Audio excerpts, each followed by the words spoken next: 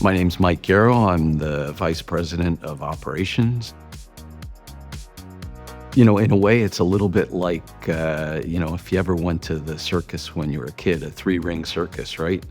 There's three different things going on at the same time. You might have an elephant balancing something on their trunk in one. You might have, a lion tamer doing something in another one. And then you might have some clowns trying to fit 20 clowns into a little car, right? In a way, managing an AI deployment can be a bit like a bit of a three-ring circus, right? You're trying to make all these things appear to be seamless and to work so that at the end, it's a great performance and you're delivering something that makes everybody happy, right?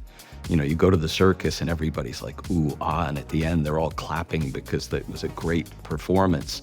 We kind of want the same thing from our customers at the end. When we hand off a cluster to them, and in a way it's a little bit like the Wizard of Oz, right? They don't need to see what goes on behind the curtain. They just want to see the results.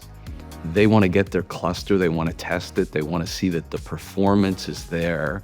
They don't need to know that we were barely able to plug that last cable in a few days ago and do some testing before we handed it off to them, because there's a lot going on behind that curtain.